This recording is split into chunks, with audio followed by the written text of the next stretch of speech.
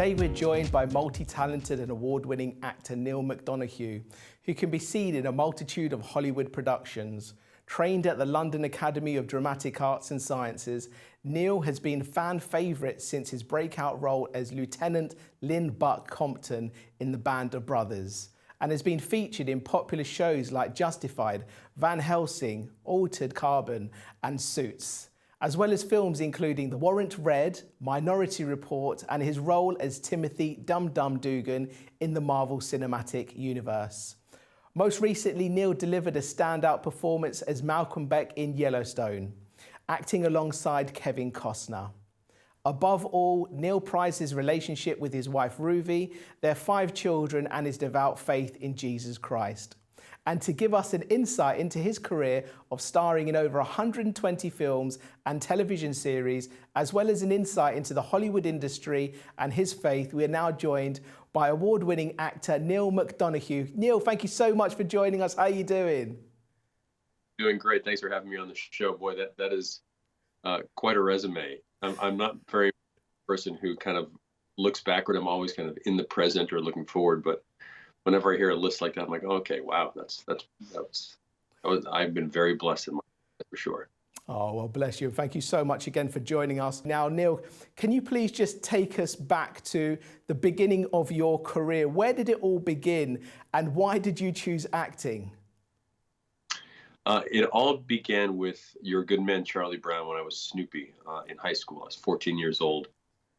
And I had 5 older siblings. I was trying to figure out what was going to be my road to take and my path and such. And I got on stage and I did Snoopy on opening night and I got a standing ovation. I thought, oh, wait a minute, I'm pretty good at this. But it wasn't even so much that part. It was when the audience was giving their all, then it forced me to give my all and then some. And I think that's kind of been my work ethic, with every character that I play. That's why I really don't watch my stuff, because I don't want to steal from one character and infuse it into a different one. I want to try to make all my characters as fresh as possible for the audience. And my dad always said, if someone gives you $1, give them $2 worth of it. And I kind of pride myself on working extra hard on everything because I don't want to let the audience down. Growing up as a child, did you always look up at, were you into films and movies, and did you always see yourself as an actor? How did you feel as a youngster? When I was a little kid, I saw Butch Cassidy and the Sundance Kid, and I said, that's what I want to do. Couldn't understand how, couldn't understand what I was, wasn't even 10 years old at the time. Probably 8 or 7 or 8 at the time. And I snuck into the cinema with my brother Gerard, and we saw the film, and I was like, wow, there's something really just awesome and magic about movies. And then I kept watching more movies and TV shows, and it just seemed like the natural progression for me. It's the only job I've ever had is in acting. So I was blessed at a young age to find out, the gift that God gave me. I'm a really good actor. It doesn't make me special. I have to work extra hard at being a good human being. But as an actor, I have all the gifts because that's what God handed right in front of me, and I'm not going to let him down either. So I'm a very blessed guy to be in the position that I am. Here I am talking to you on your amazing show, talking about my film career and my new film, The Shift, that just came out. So I couldn't be happier. And thank you for having me on the show again. Thank you, Neal. We appreciate you being with us. What were your parents' reaction when you said you wanted to become an actor? Were they supportive, or did they tell you go back to school, do your studies? What was their reaction? Well, my parents were straight out of Ireland, right into Boston. My dad went, as soon as he got off the plane, walked into the Army office and said, make me an American. And he went overseas for 5 years, became an American citizen, and he was so proud to be an American. And again, it goes back to that work ethic. He worked so hard. But I think having 5 older siblings, he worked so hard with my mom on who's going to be a doctor, who's going to be a lawyer, who's going to be this, who's going to be that. And by the time they got to me, they're like, oh, I'm tired. All I ever did working in my parents' motel was, ever since I was a little boy, I was always showing rooms or putting on shows for people staying at the motel, or singing and dancing, or making a fool of myself just to get people to laugh. So I always loved being in front of an audience. I'm by nature, I'm much more of a shy person. So I have to force myself to put on a persona. But once I get into it, the nerves are gone, the tension's gone, and I just become this other character, this other being. So I get to really kind of think of new thoughts that I never really would have thought of as Neal McDonough, or sometime as a method guy, dig deep into my soul and pull out stuff that I never would have addressed had I not been a creative person and an artist. So it's at times it can be very difficult digging up all that stuff to make great characters, but at other times it's just glorious that I get to kind of psychoanalyze myself with every character. That's kind of awesome. That's so interesting that you say growing up you were very shy, but yet on the other hand you were a bit of a performer as well. So where did you get that confidence from being a shy person to all of a sudden getting up in front of people and entertaining them? Where did that confidence come from? I think my mom was really kind of hammered home, a few things. If you believe in yourself, then don't worry what other people think. Great things will happen. Importantly, if you have a great faith in God, then He will always have your back, and you can go for things that most people wouldn't try to go for, wouldn't have the confidence to go for, like becoming an actor. Who the heck would from small town Massachusetts to, as you just said, doing 120 movies and 1,000 hours of television, and this and that. The only way you get there is through confidence and faith. And luckily, I had both. I mean, I know some people who are really, really talented who don't make it, and I know some people who are really confident who don't make it. And both can get kind of to a certain point, but at some point you need to have both. And I was fortunate enough to have a mom who instilled in me to have that faith. And then when she passed away, I went through a very difficult time. Okay, who's my touchstone? Who's my rock? And then I met my wife, Ruvé, and she became kind of my everything, my compass, my wind in my sails, all that stuff. She made me believe so much more in myself. She saw everything that was in me, but still needed to be pulled out. And slowly over the last 23 years, she's pulled out a heck of a lot of great stuff. And now that we're producing our 5th project together, to get to produce films with my best friend and love of my life, and get to tell the story I want to tell that have a faith-friendly backdrop to all of our projects. Look, we did a movie called Boone. It was our first movie that we produced together and raised financing for. And it was about a hitman who finds God. Wow. So I like to delve into, I don't want to say darkness, but issues, real human, real life issues, and how do you get through it? And the end of our films are basically you get through it with faith in Him, knowing that He'll always have your back. And to do a project like The Shift for Angel, these people, what they do at Angel Studios is just magnificent. And Ruvé and I have a first look deal, meaning that everything we create or find or have as a title, we bring it to them first, and they get the first chance to make it or not. And all the projects that we make are really kind of aligned with the thought process of Angel also. So I think this is going to be a really great relationship for years to come. But again, back to The Shift, through Angel and through Ruvé and I helped produce the film. We're so proud of what this film stands for and what it tells in a story, because as we all know, Hollywood, for some reason, has decided to delve into really darker stuff. And I'm guilty of it, as I've said. I've been in some pretty crazy stuff as an actor. Got to provide for 5 kids and a beautiful wife, right? How did that feel for you when you were going into that? Were you in a little bit of a dilemma at that stage where you were doing certain films that didn't quite agree with your faith, your background, and your beliefs? Was that a struggle for you? No. It's, years ago when I wouldn't do a certain thing, that was a problem for me, because I won't do sex scenes. So, that means I'm going to be as a villain on the planet or a soldier in the middle of nowhere. And that wasn't so much about religion. That was just so much because I love my wife and I didn't want to put her through it. I've seen so many of my actor friends who have gone through it, and it's difficult. It's hard, and it separates a lot of marriages. And I didn't want to do that. I mean, I love acting. I love producing, being in movies, but it's not even close to how much I love Ruvé and our kids. So, but now that I get to do the films the way that I've always wanted to do it, look, I get to have the next one is called The Last Rodeo. And John Abnett, who directed Fried Green Tomatoes and a gazillion other things, is directing it. And this is going to be the first time on screen where I'm going to kiss another woman on screen. And it's because I have a wife in the film. She's passed away 15 years ago, and they're quick little flashbacks. And those flashbacks are going to be played by none other than my wife, Ruvé. So really enjoy those kissing scenes that day. I'm telling you right now. And I have to say, you're very public with your feelings and your relationship, because I see your Instagram, your social media, and it's so refreshing to see someone in your position as well who kind of honors your wife as well. You respect her, but just show the love and the caring as well, which is so needed during times like this. So that's so lovely. But going back to the beginning of your career, can you just explain to our viewers the journey that you took to make it to the top, or to make it where you are today of over 120 films and TV series and everything else?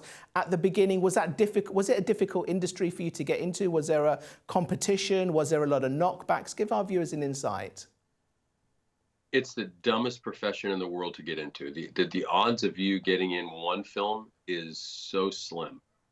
It's great. They don't tell you that when you're at Lambda or at Syracuse. They don't say, well, guess what? You're probably not going to make it. Actually, they back then they did. They don't as much now. Back then, like at Syracuse, which was the best theater department in the country at any university, if you weren't doing very well in a scene, right in the middle of the scene, the director, who was from the actor studio, would pluck you out and say, you shouldn't be in this program, go become an accountant. And it was cold. Wow. And I saw people lose their marbles. But we started with 99 kids as freshmen, and by the time in our fourth year, at the end of our senior year, we were only left with 11 kids in the graduating class because everyone else got cut. Wow. So it taught us really early on. I guess, yeah, they did teach us how cutthroat it was. They don't do that anymore, because I don't think kids would really understand that. It's a really different time now. But when I first started, my first audition was Lou Gehrig at Babe Ruth, and I got it. And I thought, wow, this is pretty good. And then for several years, I was always working, but there were guest stars or smaller parts in movies, and then finally I got First Contact, and I thought that was going to catapult me up to really getting big work. And it didn't for some reason. Then I did Ravenous, and that didn't do very well in the box office. And I kind of second guessed everything, and I went back to my home back in Cape Cod, and I thought maybe I should just do local theater. I've done great for several years in Hollywood, and nothing to be ashamed of, some stuff to be very, very proud of. So, and I went back, and then as soon as I got back to my home, I got a call from a friend of mine saying, Steven Spielberg's looking for you for the show called Band of Brothers. Wow. They're looking for you. When's the audition? He goes, in 2 days. I'm like, okay. Got on a plane and flew out. I got a one-way ticket to, because I read the book that night, and I'm like, oh my gosh, this is my wheelhouse. I can feel this is going to be a seismic shift. And after staying in my buddy's apartment floor for several months, the audition process for Band of Brothers went on for 6 months.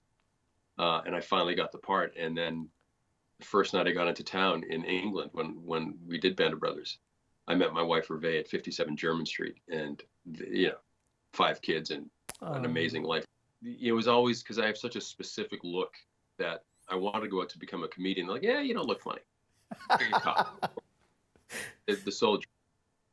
But I never got the great break, that great part that kind of catapulted me over everything, and that was Band of Brothers. So there's a reason one of our daughters is named London, because that's where I met my wife. That's where I went to school. That's where I shot Band of Brothers. That's there's so much that I love about London that I can't even get. We're supposed to be there this week, but we couldn't make it. But I can't wait to get back. I miss that place like crazy. Oh, beautiful story there. Now, Neal, just tell our viewers, you talked about faith was introduced by your family from a very, very young age, with your mother was very strong with faith as well. Tell us about the importance of your faith, especially going throughout your entire career. What does Jesus Christ mean to you? There was something about St. Peter's Church in Boston that I went to as a kid that was just so inspiring to me, and I couldn't really understand why. And I always had a good relationship with God. And it finally wasn't until I was about 16 years old, I went off on this religious retreat in high school, that I realized, oh, that's what it is. That's what's been in my brain all these years. I just couldn't let it manifest into an actual thought of how much the Lord loves us and how much he gave for us. And every time you look at that cross, you have to realize he made the greatest sacrifice of all time. How dare us, as his children or as his brothers and sisters, not make those sacrifices for him? And that's when it really changed. Instead of making it about me and things, I made it much more about everyone else around me. serve those better as an actor, how to be the best actor so I can serve the production better, how I can be the best dad so I can serve our children better, how I can be the best husband so I can serve my wife better. All these things that never would have happened unless I went off on that great retreat. It may have happened at some other point, but I was just fortunate that it happened then. And right in the middle of high school, where you're wondering, high school can be a really challenging thing, the emotions of high school and what you're going through. What are you going to be when you grow up? What are you going to be when you grow up? What are you going to be? And it's like, oh my gosh, all I want to act. That's all I want to do is just act or play baseball. And I think it gave me that focus of, these are my talents in life. Go be the very best you can at these talents that God gave you. And I did. So my first movie was a baseball movie, and did a lot of sports things to start with. So my sports background truly helped remarkably well for where it all went. So I think the faith was always there with me. I always had a good speaking relationship with God, but it really got a whole lot deeper after that religious retreat. And yeah, I wouldn't be here today without that. That's for sure. Beautiful. Thank you so much for sharing that with our viewers, because it's a difference of it's wonderful that you're attending the church and you're reading the scriptures, but it's also about the relationship with Jesus Christ at the same time as well. It's trusting in him, having that faith in knowing he's going to give you the blessings and the peace in your life. Tell us a little bit about what Jesus Christ means to you personally. Well, it's a strange world right now. You're not really allowed to talk about a whole lot of stuff without seeming to offend somebody. And, Yeah. and you at some point you have to kind of look at that cross yourself and say, if I'm truly going to be a disciple, if I'm truly going to be, we all say, what would Jesus do? Well, if you're truly going to live that life, you can't really care so much. Give to Caesar what Caesar's. Do all the things you're supposed to do legally. Pay attention to those 10 commandments. If you're a Christian or not a Christian, if you're Jewish or not Jewish, if you're just a smart human being that cares about humanity, just pay attention to the 10 commandments, and you'll do pretty well in life. Pretty simple. But to walk the life that Jesus walked, to stay away from, and it's hard to stay away from temptations. I had a problem with alcohol, and I gave it up 8 years ago. And I wouldn't have been able to do it without my relationship with God and without Ruvé giving me the support to be there for me. And that was hard as a young Irishman. It's hard to get away from the things that are just part of your culture. And being out here in Hollywood, it's here, have a drink, have another drink, have another drink. Before you know it, the pattern just continues. And you have to find that inner strength to finally say no to those temptations in life, whatever your temptations are. And it's hard to. And I don't think I could do it without having the relationship I have with the Lord. I can't imagine it's even possible. Wow. So I'm blessed at a young age that I've had a bazillion conversations with Jesus, and I know he's listening to them all, and he gives the answers every time. Sometimes as humans, we don't see the answers. We don't like the answers. We think the answer should be something, more positive or more uplifting or happier for our lives. Sometimes that's not what our call is. So, I've been through some very difficult, hard times in my life, as have everyone else who's watching right now. But to have that faith in God, knowing that he has your back, that he allowed his son to die for us, for our forgiveness of sins, and that his son did it willingly for all of us, kind of puts you in a space of humility, that someone gave everything for you, literally for you, and that person was Jesus Christ. And that's a pretty incredible act of courage that no one could possibly fathom, but he did it for us. And the least we can do is be nicer to our brothers and sisters, whether you're a Christian, Jewish, Muslim, agnostic, atheist, Buddhist, it doesn't matter. We're all children of God. So since we're all in the same family, we should be just rooting for each other more instead of trying to take each other down and dividing countries. And it's just a very confusing time. So for me, the only way to kind of block out that confusion is get back to the basics, which is honor thy neighbors, love God, follow the commandments, and be the best version of you possible. Wow, honestly, you're giving me goosebumps there, Neal. Honestly, what you're sharing is so inspirational. Thank you so much indeed. Now, you also portray Jesus in the Truth and Life dramatization audio of the New Testament Bible, which is 22 hours celebrity voiced with fully dramatized audio of the New Testament. Tell our viewers, why did you decide to get involved in this particular project? That was the hardest thing I've ever done as an actor. it was to be in the, well, first of all, how do you set a voice to Jesus Christ? So that was hard, just in that alone. And then once I started talking, I just, would be in the booth. I mean, this just took a gazillion hours to do. And I'd be in the booth, and, when I was doing the crucifixion, it was so emotional. It was because I could feel him inside me, or me inside me saying, don't mess this up. You gotta do this right, do it. But as soon as that thought went into my head, all the tension was gone, and I could feel his spirit in me, just kind of holding me and getting me through. That, I mean, could you imagine? It's what you mentally have to put yourself through as an actor just to even fathom, to even come close to understanding how Jesus did what he did for us, is just so emotionally crippling. And at the same time, to the glory of being able to tap into that at the same time, it was one of those experiences that I will never forget, and I'm so proud of. It was just one of those beautiful gifts that I'll never forget. Oh, so lovely to hear that. Now, can you give our viewers an insight into the world of Hollywood? What is that like, especially of someone of faith like yourself, and being involved in the Hollywood industry? Can you tell our viewers a little bit about it, please?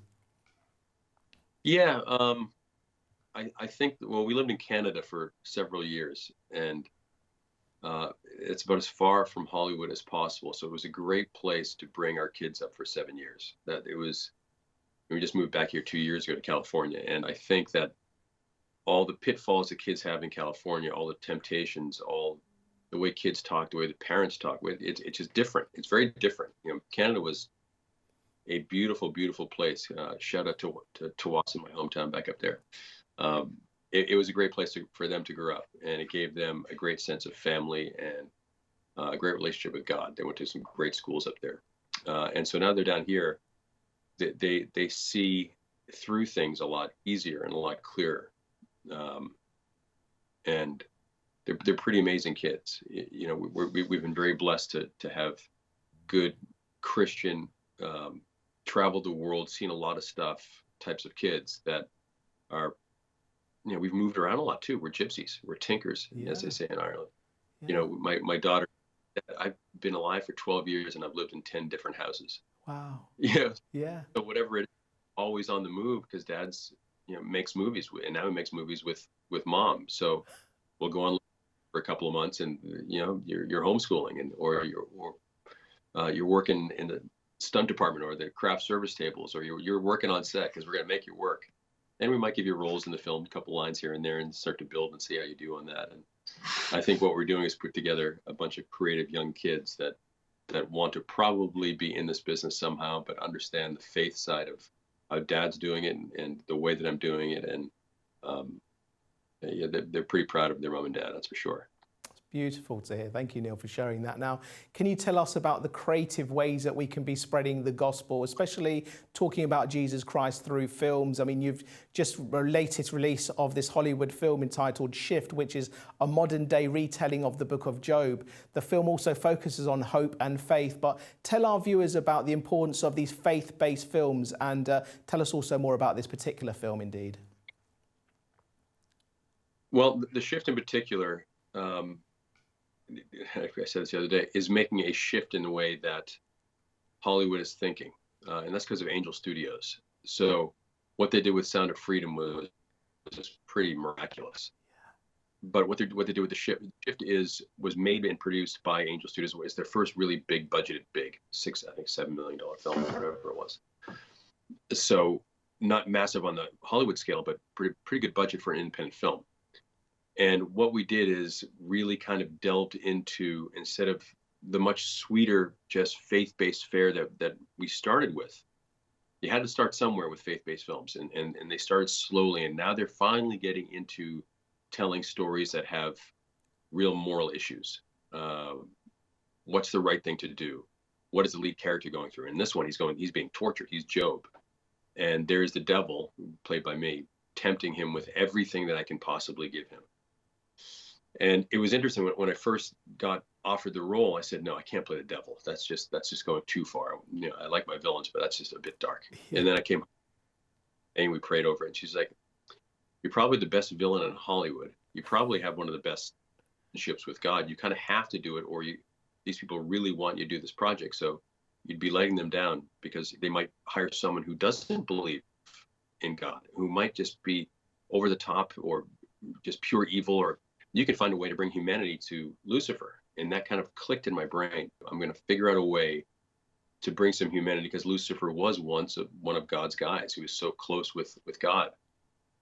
He just did some bad choices. So I wanted to make sure that there was a moment in the film where you see on Lucifer's face, gosh, why can't I go back to being like this guy, being like Job, and have all that faith in him instead of making it all about me?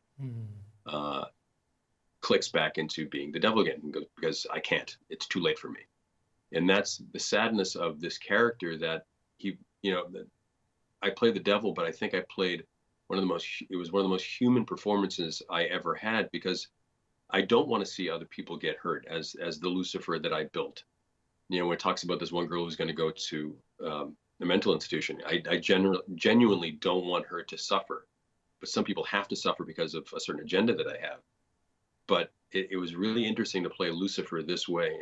And I don't think anyone else would have allowed me to do that other than Angel Studios. And what they do and allowing me to do what I do, to jump into a character and really try to find the truth and something different at the same time, Angel Studios allowed me to do that. And I know in Europe, people are going to love seeing this film because it talks about life. It talks about, you know, there's a lot of horrible things going on right now. A film that talks about you can get through it if you have faith. If you have truth, you can get through anything that life throws at you. And the devil will throw everything he can at you to tempt you with whatever it is. But if you have faith in him, knowing that he has faith in you, you can get through anything in life. And that's what this film is about. And all the films that Angel and the McDonough Company are putting together. The next film, like I said, The Last Rodeo, is about an aged rodeo star who has to go back and ride again. And through faith, he gets back to it. And then I have another Western called The Wicked and the Righteous. That's basically Cain and Abel in the West.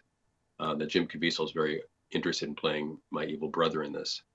So we're on a really great track right now with them. We're doing projects that give glory to him, which a lot of Hollywood just hasn't listened to, but I think they're really listening to it now because the films are making money, and Hollywood obviously likes to make their money. And I'm fine with that. Go make as much money as you want, as long as I can tell the stories that I want to tell. I've got no problem with that at all.